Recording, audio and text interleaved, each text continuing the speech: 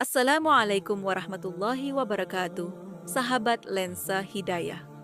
Pada kesempatan kali ini, kita akan mengisahkan seorang sahabat Nabi yang jarang terdengar, tetapi memiliki peran penting dalam sejarah Islam, yaitu Abu Bashir Al-Azdi.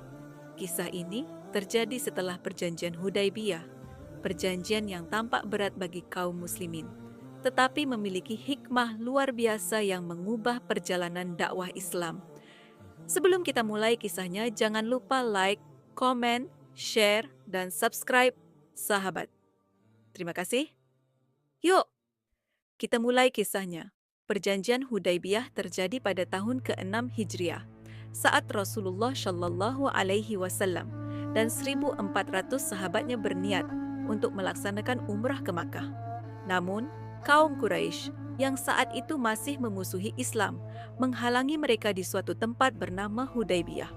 Setelah negosiasi panjang, lahirlah perjanjian damai yang dikenal sebagai Perjanjian Hudaybiyah.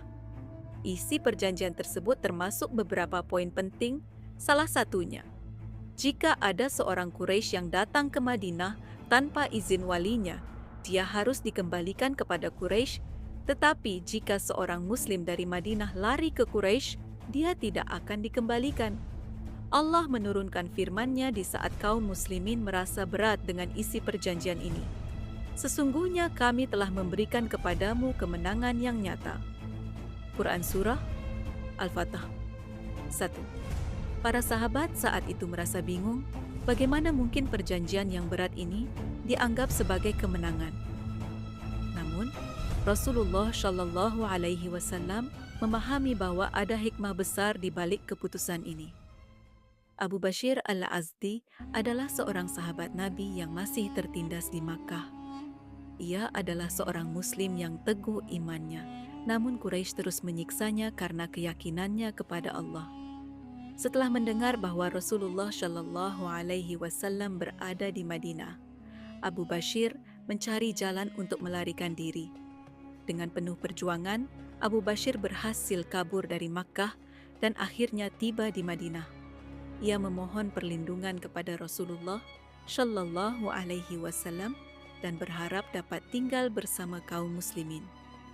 Namun, sesuai dengan isi perjanjian Hudaybiyah, tidak lama kemudian Quraisy mengirimkan 2 orang utusan untuk menjemput Abu Bashir. Mereka membawa surat yang meminta Rasulullah Shallallahu Alaihi Wasallam agar menyerahkan Abu Bashir kembali kepada mereka. Rasulullah Shallallahu Alaihi Wasallam adalah pemimpin yang selalu menepati janji, bahkan jika janji tersebut terasa berat.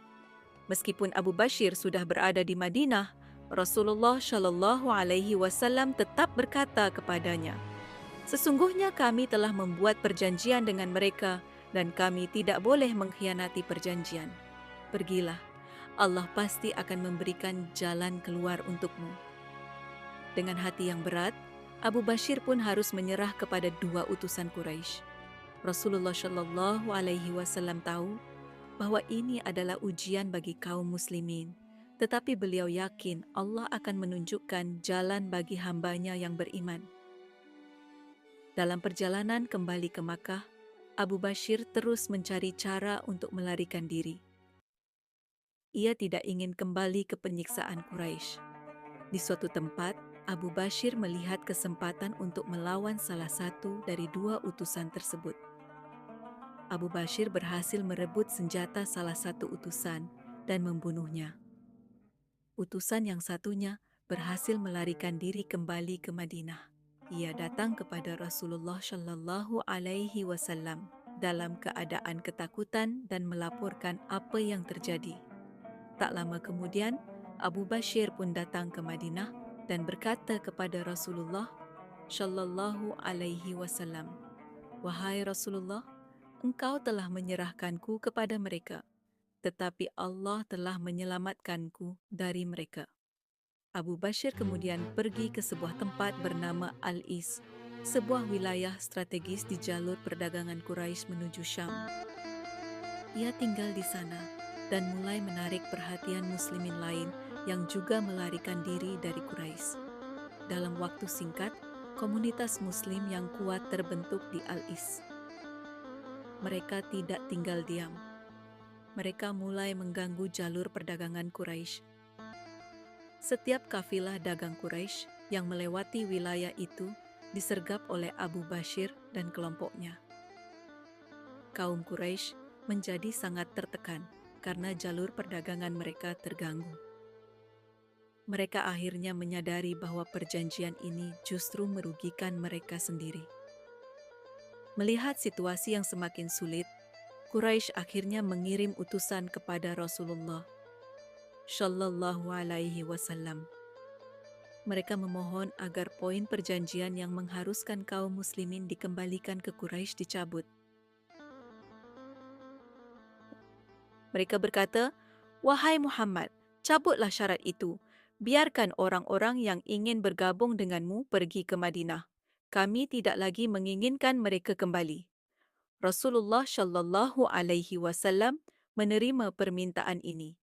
Dengan demikian, kaum muslimin di Makkah yang sebelumnya tertindas kini dapat berhijrah ke Madinah dengan bebas. Setelah perjuangan panjang, Abu Bashir jatuh sakit di tempat persembunyiannya.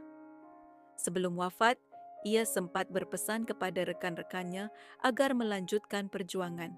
Berita wafatnya Abu Bashir sampai kepada Rasulullah Shallallahu Alaihi Wasallam.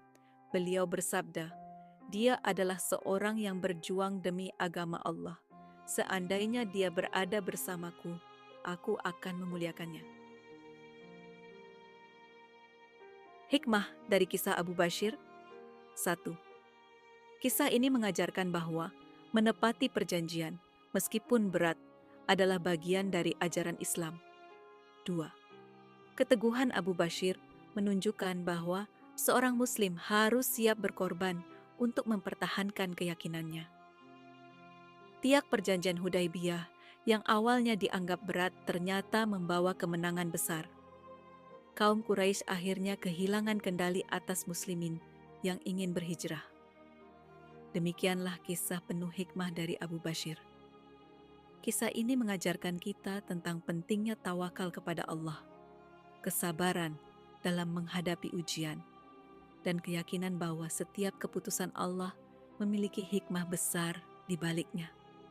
Semoga kisah ini menjadi pelajaran bagi kita semua. Jangan lupa untuk terus mendukung channel ini dengan like, share, dan subscribe agar kita bisa terus menyebarkan kisah-kisah Islami lainnya. Wassalamualaikum warahmatullahi wabarakatuh.